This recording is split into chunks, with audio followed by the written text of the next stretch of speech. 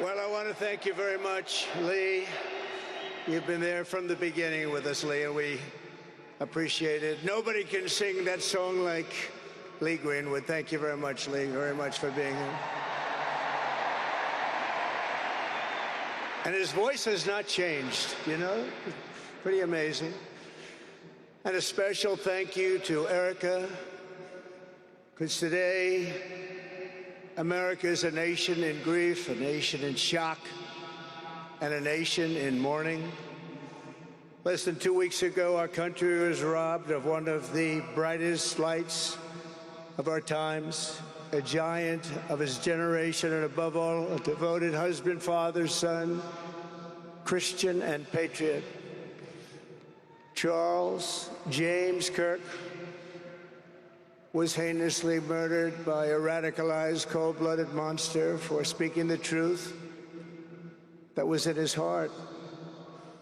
He was violently killed because he spoke for freedom and justice, for God and country, for reason and for common sense. He was assassinated because he lived bravely, he led boldly, and he argued brilliantly without apology. He did what was right for our nation.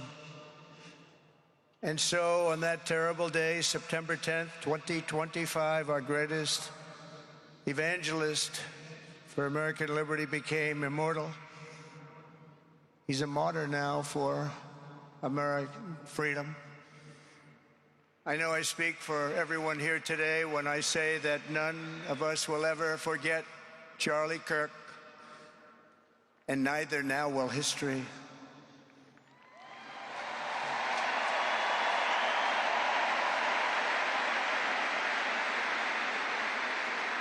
Because while Charlie has been reunited with his Creator in heaven, his voice on earth will echo through the generations, and his name will live forever in the eternal chronicle of America's greatest patriots.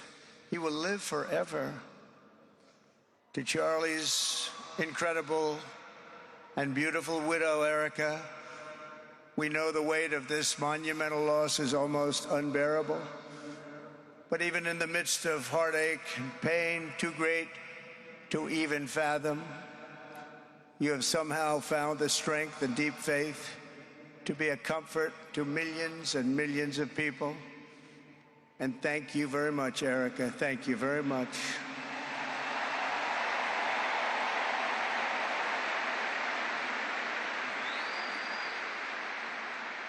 Today, an entire nation wraps its loving arms around you and your beautiful children. We share in your immense and overwhelming sorrow, and we vow that we will do everything we can to ensure that your children grow up in a land where their father is honored and revered as a great American hero. That's what he is.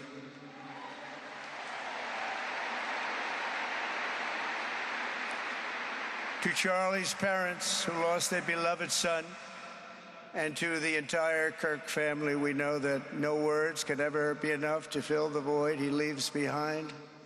That's a void that just can't be filled.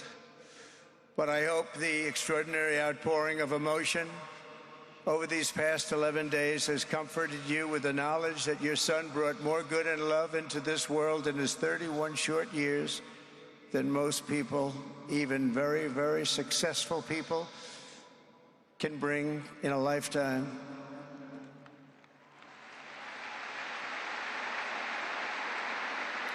Charlie Kirk loved America with everything he had, and as we can see so clearly today, America loved Charlie Kirk.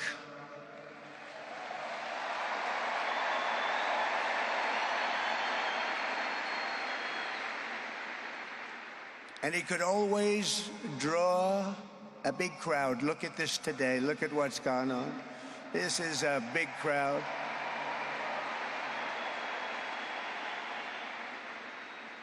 Here today we have the Vice President of the United States, JD Vance. We have the Speaker of the U.S. House of Representatives, Mike Johnson. We have countless members of the United States Senate, and I'm sorry I'm not going to introduce you, but I'll be up here. They're all over the place. and likewise the House of Representatives. They're all over this big stadium. This is not an arena, this is a stadium. Our great cabinet and this stadium packed with rafters of people, not to mention the one across the street that also has tens of thousands of people, and they're watching us on screen right now.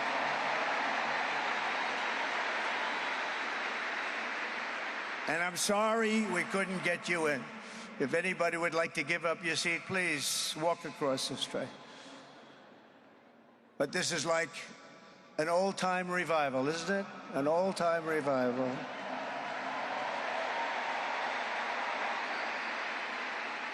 For millions of Americans, especially young people, it is agonizing and unthinkable to say goodbye to a patriot whose heart still had so much to give. It's so much. Raised in the suburbs of Chicago, Charlie was filled with a patriotic spirit from his youth, and he was an all-American in everything he did. And one of the last things he said to me is, "Please, sir, save Chicago." We're going to do that. We're going to save Chicago from horrible crime.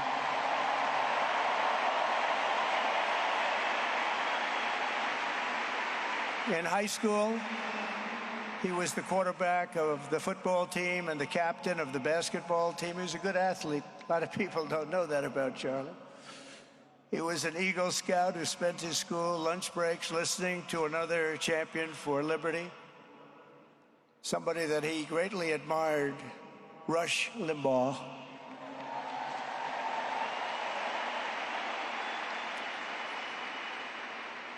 But what was even more important to Charlie than politics and service was the choice he made in the 5th grade, which he called the most important decision of his life, to become a Christian and a follower of his Savior, Jesus Christ.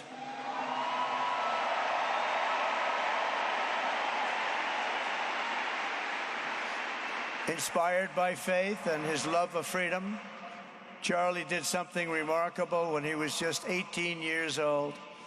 On the advice of a mentor who told him to put off going to college because he was doing so well, he devoted his life to converting young people to the conservative cause. How did he do? Take a look. How did he do?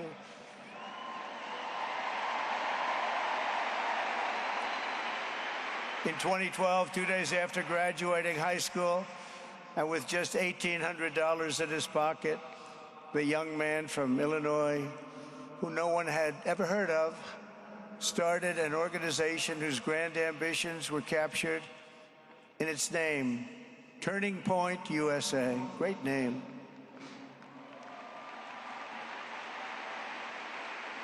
And I have a feeling it's going to be bigger and better than ever before. Does that make sense? It's going to be bigger and better than ever before. Look at what's happening.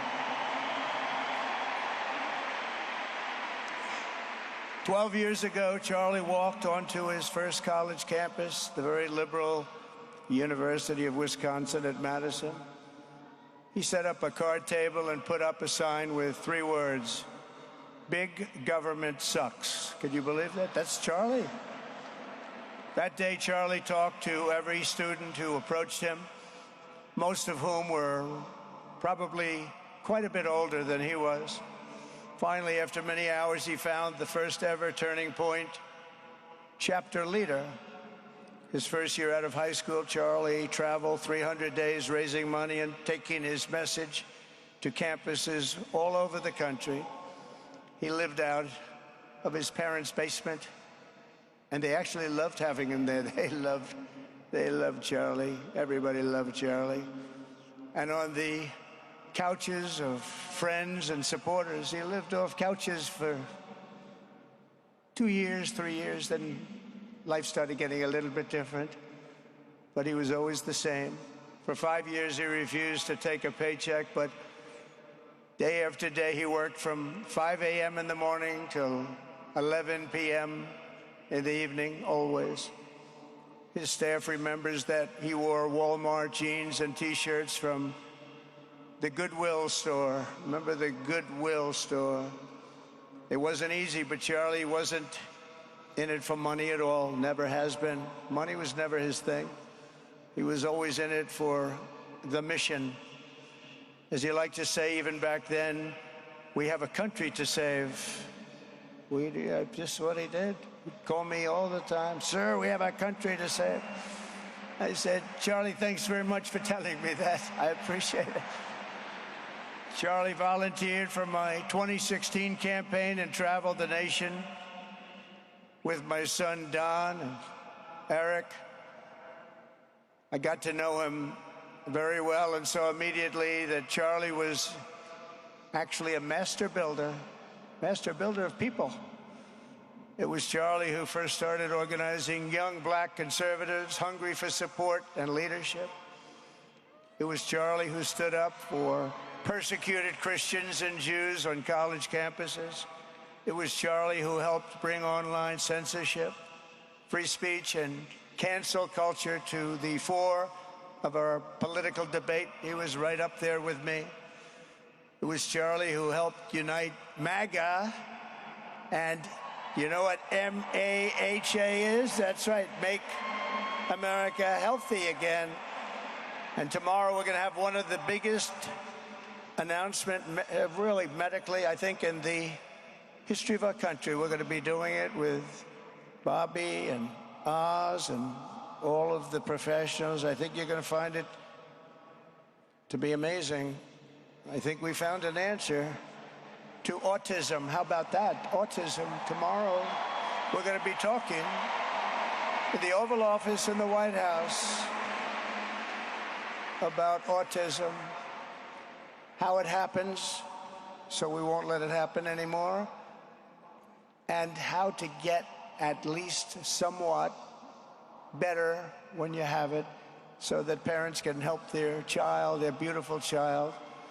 That's a big one. I've been bugging everybody over there, get the answer to that.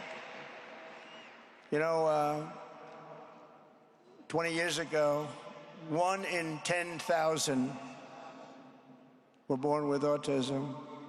20 years ago. The most recent survey says 1 in 12. How bad is that?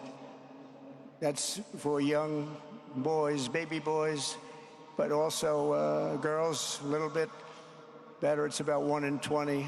But we can't, because obviously there was something really wrong, and we think we know what that is. It's going to be, I think it's going to be one of the most important news conferences I'll ever have, and I look so forward to it.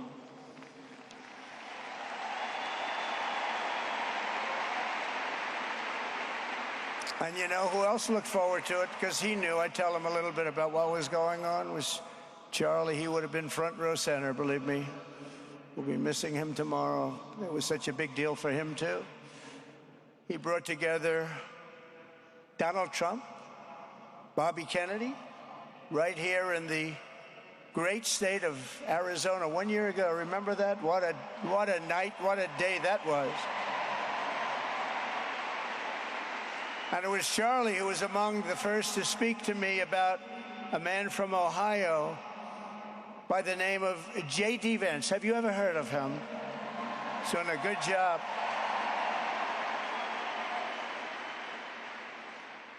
But Charlie would often call me, sometimes the night before a big event, the other side of the country. And he'd ask me, he'd say, do you think you could come and speak at the event? The following day, right? I'd say, Charlie, I'm the President of the United States. You want me to travel 4 hours by plane? And you know, sometimes I did it. He was a very good guy. He was a very convincing guy. He didn't stop, but he would ask for things like that. Sir, could you be tomorrow in California? I said, Charlie, give me a break, please. He just wouldn't stop. And he succeeded. But I almost always went because you never wanted to let Charlie down. He worked so hard. You just didn't want to let him down. I felt guilty. He'd make me feel very guilty. As president, many people asked me for things, but Charlie was one of the few who always gave more than he took. He was a giver, much more than a taker.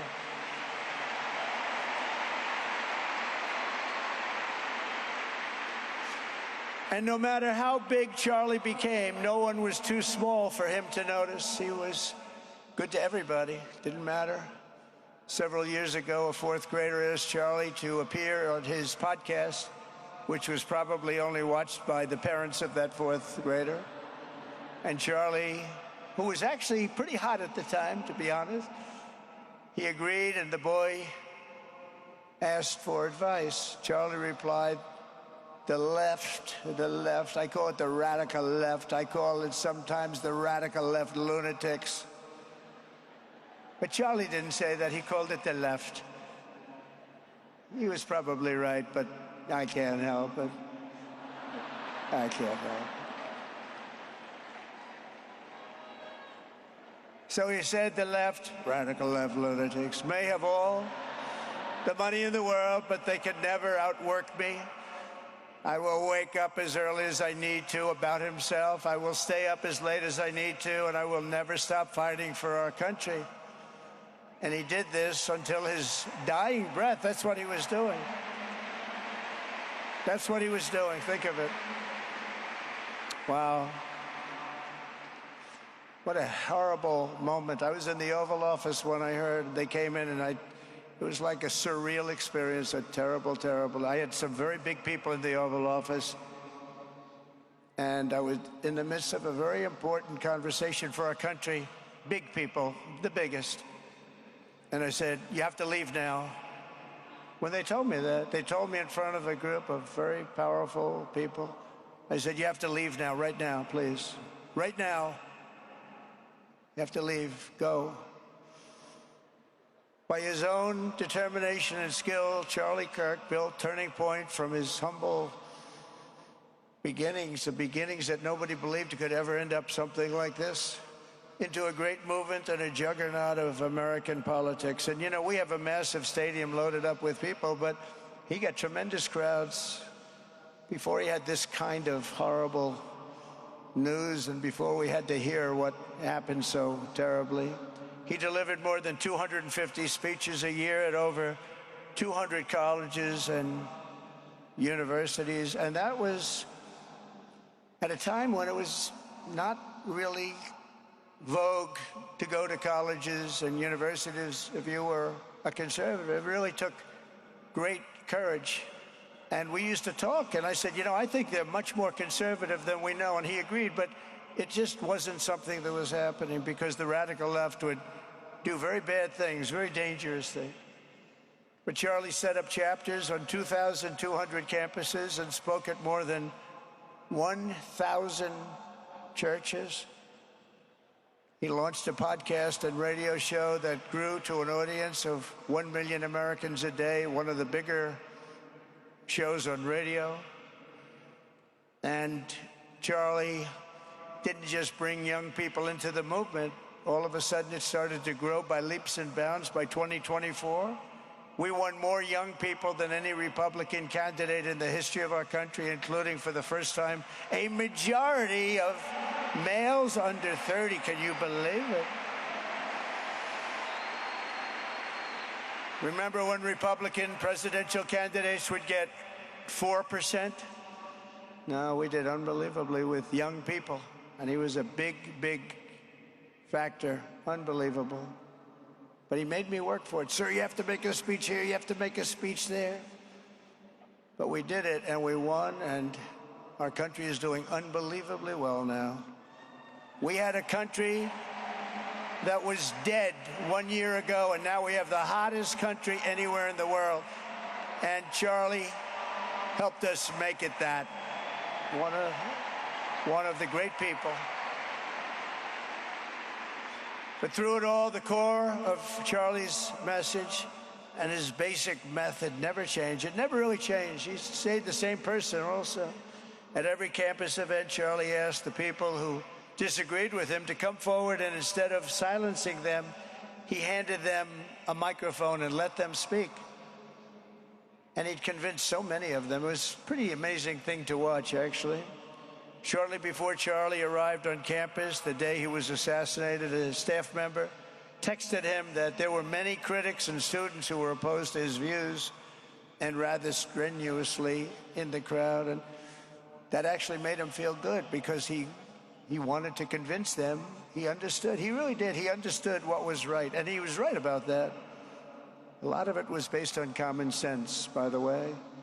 Charlie wrote back to the staff member saying, "I'm not here to fight them. I want to know them and love them, and I want to reach them and try and lead them into a great way of life in our country." In that private moment on his dying day, we find everything we need to know about who Charlie Kirk truly was. He was a missionary with a noble spirit and a great, great purpose. He did not hate his opponents. He wanted the best for them. That's where I disagreed with Charlie. I hate my opponent, and I don't want the best for them. I'm sorry. I am sorry, Erika. But now Erika can talk to me and the whole group, and maybe they can convince me that that's not right, but I can't stand my opponent. Charlie's angry. Looking down, he's angry at me now. He wasn't interested in demonizing anyone. He was interested in persuading everyone to the ideas and principles he believed were good, right, and true. Before each appearance, he prayed these words: "God, use me for your will." Always said the same thing: use me for your will.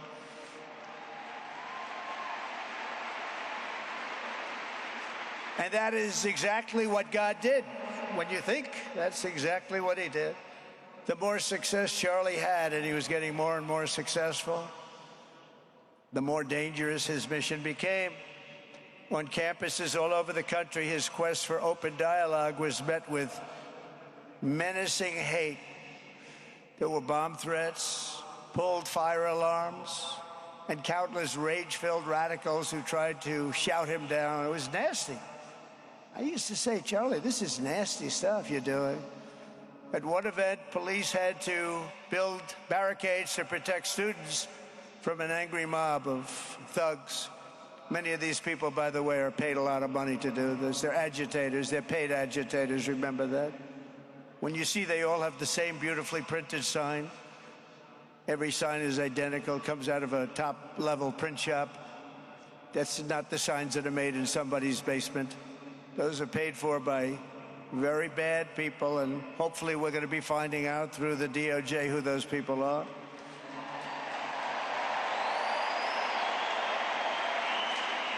At another college, Antifa terrorists shattered windows, threw rocks, and tried to storm the building where Charlie was speaking. It was a really bad one. Often dozens of police officers were needed to prevent left-wing violence. And the violence comes largely from the left. You don't hear that from too many people, do you? And virtually every day for years before he was murdered, Charlie received these horrible death threats. People don't know. I used to talk to him about it. He said, "I got some threats." He always felt that when they actually made the threat, they were not the ones to worry about. The ones to worry about were the ones that don't make the threats. And I think you know what I mean. He knew the risks, but he and I shared a certain motto: never back down and never, ever surrender. Just don't surrender, never back down. He believed in it so strongly. So strongly. And he's right. He's totally right. The radicals and their allies in the media, sometimes referred to, as my son said, the fake news media, tried to silence Charlie for a simple reason: because he was winning, and he was winning big. He was taking over college campuses, colleges that had, in theory, only very liberal, or as they like to say, progressive. I call them liberal, but they like to call themselves, because such a beautiful word, progressive. They're the opposite of progressive, if you think about it. But they were really nasty, and he would go into these colleges. All of a sudden, within 2 years, 3 years, they turned into bastions of conservatism. It was really quite amazing to see. They lied about him because they did not want you to listen to him or to learn from him, because what he was talking about and even preaching made so much sense. Everywhere he went, he won the debates, he won the hearts, he won the minds, and yes, he won the elections for people. He helped us, he helped other people. We won the biggest election in the history of our country, I believe.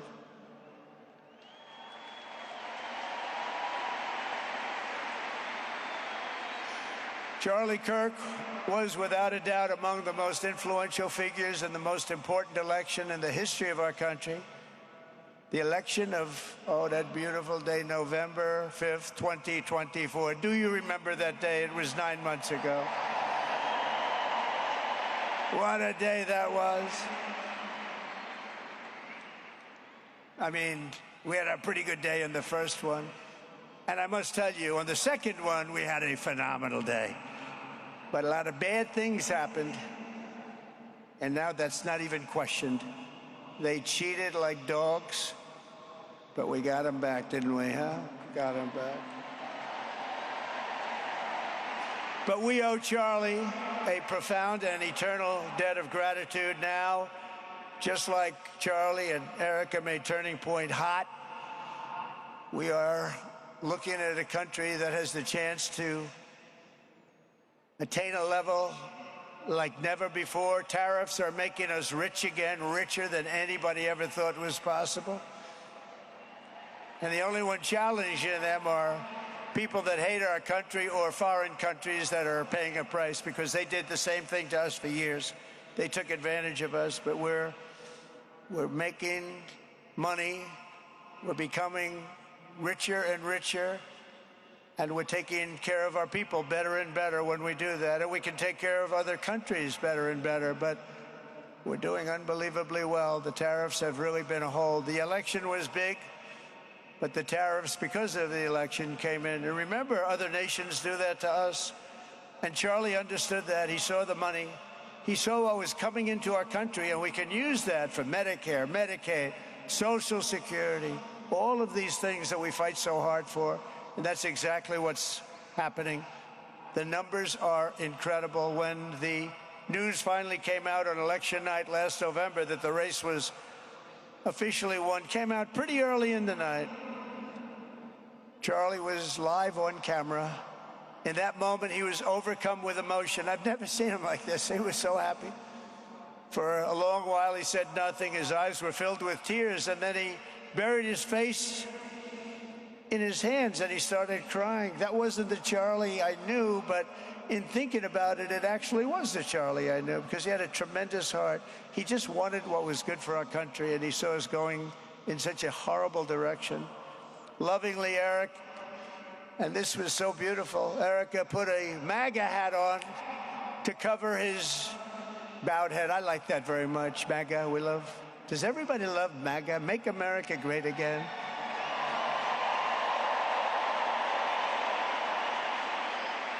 When Joe Biden used to get up, remember the speeches? We will stop MAGA. We will stop MAGA. You know, he could barely get the words out. We will stop. I said, can somebody inform him that MAGA means Make America Great Again? How do you say you're going to stop it? And Charlie understood that. When Charlie finally looked up and spoke, he smiled through the watery eyes and simply said, I am humbled by God's grace. That was his statement that night. I was watching him. I was very impressed, actually. It showed he had a big heart. Every single American should take a long, hard look at the twisted soul and dark spirit of anyone who would want to kill a young man as good as Charlie. To kill anybody, but to kill a man like this, he didn't deserve this. He didn't deserve this. Our country didn't deserve this. And anyone who would make excuses for it are just out of their mind. Charlie's murder was not just an attack on one man or one movement. It was an attack on our entire nation. That was a horrible attack on the United States of America. It was an assault on our most sacred liberties and God-given rights. The gun was pointed at him, but the bullet was aimed at all of us. That bullet was aimed at every one of us.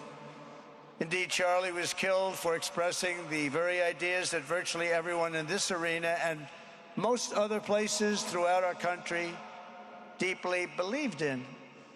But the assassin failed in his quest because Charlie's message has not been silenced. It now is bigger and better and stronger than ever before, and it's not even close. And it's rare that such a thing happens, but Charlie is bigger today than he was, think about it, just 2 weeks ago. He's bigger today than he was 2 weeks ago. Now, that may not help his friends and loved ones, of which there are so many. It may not help Erika and those beautiful children who have to suffer so horribly through this moment, but they know it's true. He's bigger now than ever before, and he's eternal. He's eternal. And I just want to say we love him. And he's looking down at us right now, and he's saying, wow, that's a great crowd. He's saying, that's a great crowd.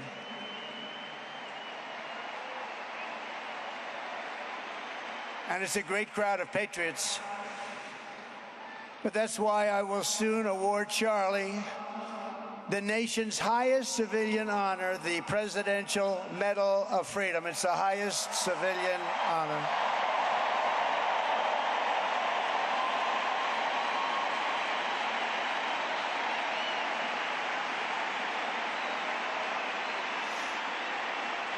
And we will do the ceremony at our beautiful White House in a very safe Washington, D.C., a place that Charlie truly revered. You know, we stopped the crime in Washington. Took 12 days. Now you can go to restaurants. You can walk down the middle of the street with your wife. You can have your wife walk alone down the middle of the street. She's going to be in good shape. What a difference. What a difference good management really makes. But it's, I'm so proud of that Washington, D.C. You know, it's one of the worst in the nation, in the world. And now it's considered a very safe city. And it's also, I passed it yesterday, I went through it, and the lawns are good. It's like a different place. It's like the tents are gone, the threats are gone, the gangs aren't there. We got rid of, you know, we took out 1,500 career criminals, 1,500. If you have 3 career criminals, that can make a big difference. But I'm so proud of Washington, D.C., and now we're going into Memphis. And we'll get that one straightened out fast. And then we're going into some others, but we're going to go to Chicago, and we're going to have Charlie very much in mind when we go into Chicago. And we'll get that one straightened out. You have an incompetent governor who, he thinks it's okay when 11 people get murdered over the weekend. He thinks you don't have any crime when 11 people get murdered and 28 people get shot. He says he's got crime. No, they don't have it under control, but we'll have it under control very quickly. So we're going to be doing that. And Charlie loved what we were doing. He was so proud of what happened. He was there to see it. He so proud of what happened in Washington, D.C. As you know, the depraved assassin who planned and executed Charlie's killing has been arrested and charged with capital murder. God willing, he will receive the full and ultimate punishment for his horrific crime. It's a terrible thing. Because you can't let that happen. You can't let that happen. Can't let it happen to a country. The Department of Justice is also investigating networks of radical left maniacs who fund, organize, fuel, and perpetrate political violence. And we think we know who many of them are. But law enforcement can only be the beginning of our response to Charlie's murder. Over the last 11 days, we have heard stories of commentators, influencers, and others in our society who greeted his assassination with sick approval, excuses, or even jubilation. You've heard that. So have I. Couldn't believe it. Some of the very same people who spent the last 8 years trying to sit in moral judgment of anyone who disagreed with them about politics suddenly started cheering for a murder. Incredible. You know the names. They're major losers, by the way. That will be proven out in a short period of time. Some of the very people who call you a hater for using the wrong pronoun were filled with glee at the killing of a father with two beautiful young children. And the same commentators who this week are screaming fascism over a canceled late-night TV show where the anchor had no talent and no ratings, last week were implying that Charlie Kirk deserved what happened to him. No side in American politics has a monopoly on disturbed or misguided people. But there's one part of our political community which believes they have a monopoly on truth, goodness, and virtue, and concludes they have also a monopoly on power, thought, and speech. Well, that's not happening anymore. We've turned that corner very quickly. Tragically, atrocities of this kind, and kind that we saw in Utah, of all places, are the eventual consequence of that kind of thinking. If speech is violence, then some are bound to conclude that violence is justified to stop speech.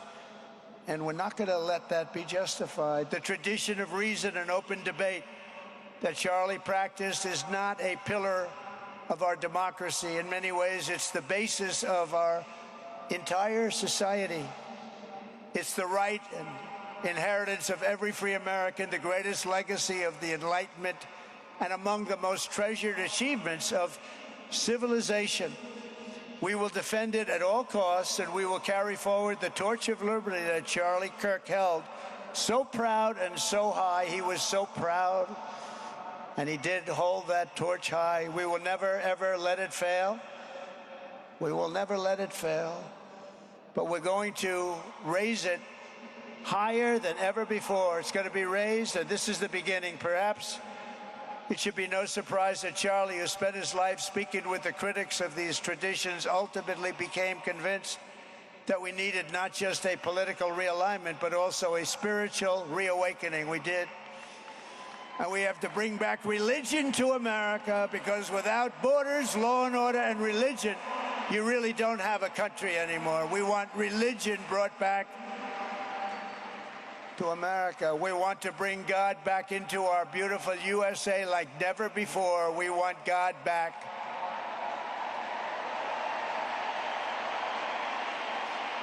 Charlie would have been so pleased to hear his friends and colleagues today giving testimony and giving glory to God. Within minutes of the gunshot in Utah, millions of Americans, young and old, heard the news and dropped to their knees and started praying. Even many who rarely prayed asked God for a miracle. Please, God, save Charlie. But although Charlie's time with us on earth has ended, those prayers for a miracle have already been answered. Look at what's happening. Look at what's happening.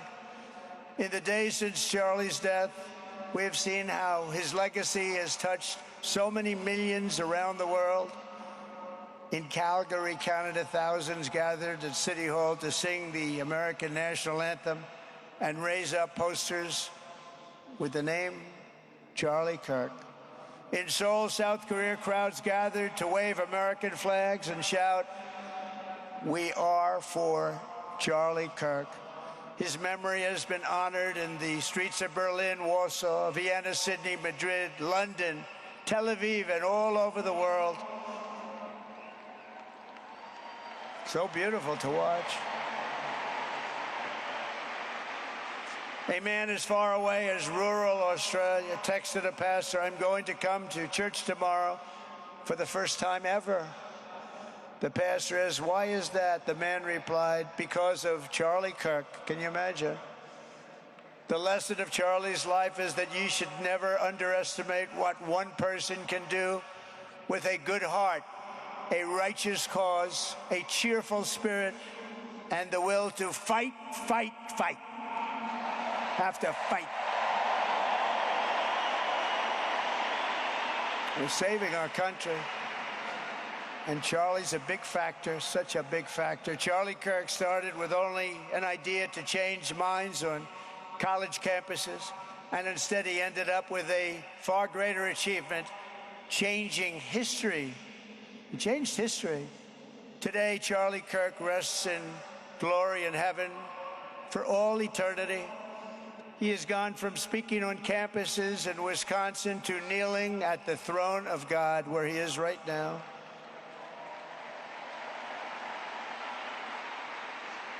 We grieve for the friend and leader that we have lost, but we go forward strengthened by his faith and bolstered by his courage and inspired by his example to defend the country he lived for the freedoms he died for, and the values in which he so deeply believed. He believed in values that we should all believe in. Charlie created something very special. It's called Turning Point USA. And under the leadership and love of Erika, it will become bigger and better and stronger than ever before.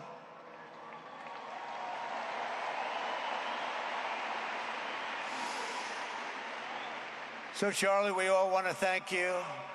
We want to say a very loud God bless you, Charlie. God bless you for what you've done is incredible. And God bless Erika and the children. God bless the United States of America. And could I ask Erika, please come out. Erika, please come out. Thank you.